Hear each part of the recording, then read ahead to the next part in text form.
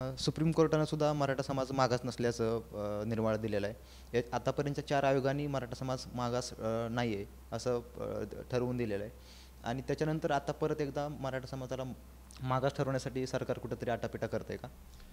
बघा, आरक्षणाची पॉलिसी, आरक्षणाचं मूलभूत तत्त्व, आरक्षण का दिलं गेलं, आरक्षण कुणाला दिलं गेलं, आरक्षण कधी दिलं गेलं, आरक्षणाचा बेस काय, या सगळ्या गोष्टीचा अभ्यास मला वाटतं मुख्यमंत्र्यांनी करायला पाहिजे, अनेक चळवळीच्या नेत्यांनी करायला पाहिजे. आणि ज्यावेळी मुख्यमंत्री पदावरती राहतो त्यावेळी त्या मुख्यमंत्र्यांनी या महाराष्ट्राच्या 12 करोड जनतेचं दायित्व त्या मुख्यमंत्र्याच्या खांद्यावरती असतं. ज्यावेळी अशा पद्धतीची मागणी येते, बघा, मुख्यमंत्र्यांनी नेहमी वेळोवेळी इथल्या उपमुख्यमंत्र्यांनी, इथल्या सर्व पक्षाच्या प्रमुखांनी, म्हणजे जेवढे राजकारणामध्ये काम करतात त्या सर्व आमदार, खासदार, या जबाबदार लोकप्रतिनिधींची एक भूमिका गेल्या अनेक दिवसामध्ये आहे की मराठा समाजाला आरक्षण देण्यात यावं, पण ओबीसीच्या आरक्षणाला धक्का न लावता देण्यात यावं. परंतु आत्ताचं जे मुख्यमंत्र्याचं काल परवाचं जे काही एक नोटिफिकेशन आहे, त्या नोटिफिकेशनला कुठलाही आधार नाही. एकदम असं महाराष्ट्रातल्या 12 करोड जनतेचं फसवणूक करणारं आणि संभ्रमात टाकणारं, 12 करोड जनतेमध्ये आज अस्वस्थता आहे त्या नोटिफिकेशनमुळं. मला वाटतं महाराष्ट्राच्या मुख्यमंत्र्यानं जबाबदारीनं वागायला हवं. महाराष्ट्राच्या मुख्यमंत्र्यानं या महाराष्ट्रामध्ये एक 12 करोड जनतेचा विश्वास त्या मुख्यमंत्र्यावरती असतो, परंतु हे मुख्यमंत्रीही तसं वागताना दिसून येत नाहीत आणि आमदार खासदारही तसं वागताना दिसून येत नाहीत. या मुळात या मुख्यमंत्र्यांचं, या महाराष्ट्रामधल्या आमदारांचं, या महाराष्ट्रामधल्या खासदारांचं आणि जबाबदार अशा नेत्यांचं या आरक्षणासंदर्भात काउन्सिलिंग होणं आवश्यक वाटतं मला. कारण राज्य मागासवर्ग आयोगाचा सदस्य होतो, मला आरक्षणाच्या तरतुदी, आरक्षणाचं मूलभूत तत्त्व थोडाफार मला त्याचा अभ्यास आहे. आणि मला वाटतंय या सगळ्या गोष्टीच्या मूलभूत तत्त्वांच्या विरोधामध्ये जाऊन आत्ताचं शासन वागतंय, आत्ताचे पक्ष वागत आहेत. सगळ्यांची भूमिका आहे की ओबीसीच्या आरक्षणाला धक्का न लावता मराठा समाजाला आरक्षण मिळावं. एकदम गुळगुळीत या शब्दाची उत्तरं हे सगळे लोक देत आहेत. परंतु ही उत्तरं ना ओबीसीचं समाधान कसा पोचत नाही, या ओबीसीच्या आरक्षणाला धक्का आत्ताच्या नोटिफिकेशननं कसा पोचत नाही, हे मुख्यमंत्र्यांनी सांगावं. आता पक्ष कुठं गेलेत, पक्ष का शांत आहेत सगळे? आणि मग 50-60% लोकसंख्येला पोलरायझेशनची भीती समजा मुख्यमंत्र्यांना वाटू शकते, पण तुम्ही राजकीय इश्यू बनवू नका. आरक्षण हे सामाजिक प्रतिनिधित्वाचं धोरण आहे. आरक्षण हा गरिबी हटावचा प्रोग्राम नाही. आरक्षण ही लाभाची योजना नाही. आमच्या या देशामध्ये, आमच्या या राज्यामध्ये आम्ही सगळ्यांना समानतेच्या धोरणावरती गेल्या हजारो वर्षाच्या स्पॅनमध्ये, हजारो वर्षाच्या कालावधीमध्ये ज्या लोकांना आम्ही गावातल्या देवाच्या देवळातल्या गाभाऱ्यामध्ये प्रवेश नाकारला.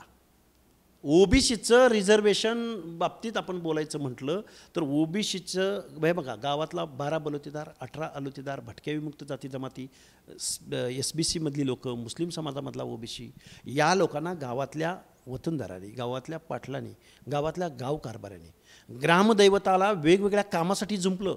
भुई असेल तर त्याला पालखीला खांदा द्यायला लावलं, धनगर असेल तर त्याला ढोल बडवायला लावला, नाभिक असेल तर त्याला त्या देवाच्या दिवटीमध्ये तेल ओतायला लावलं. म्हणजे हे 12 बलुतेदार, 18 अलुतेदार हे गाव कारभाऱ्याला, गाव पाटलाला केंद्रबिंदू मानून त्याला सेवा देणारे हे कारुनारू आहेत. आणि मग ह्या कारुनारूंना सुद्धा सामाजिक प्रतिनिधित्व, आमची लोकशाही या सगळ्या लोकांचा आदर करते, इज्जत करते.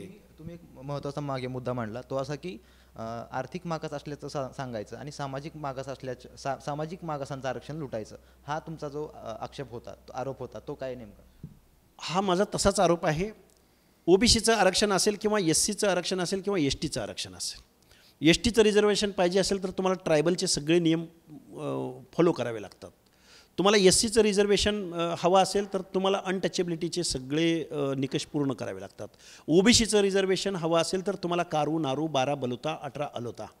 बलुतेदार कसा, बैत्याचं काम कोण करतो? मग इथल्या व्यवस्थेमध्ये समजा नाभिक आहे, पहिली जी एक सिस्टीम होती, बार्टर सिस्टीम होती. अलीकडं कॉईन्स आणि इकॉनॉमी किंवा पैशावरती, करन्सीवरती आत्ताची इकॉनॉमी.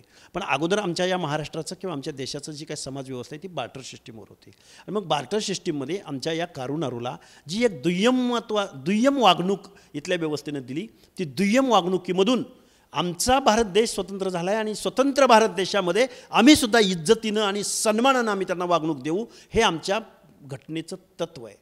आणि मला वाटतंय जरांगेसारख्या माणसांनी या तत्त्वाला हरताळ फासला आहे. जरांगे हा माणूस गरिबांचा, गरजवंताचा लढा लढत नाही आहे, तर तो परत मनुवाद आणू इच्छितो आहे. परत आपल्या काळाची चक्र परत 200-250 वर्ष मागं घेऊन जाऊ इच्छित आहेत. आणि या गोष्टीला आमचा आक्षेप आहे.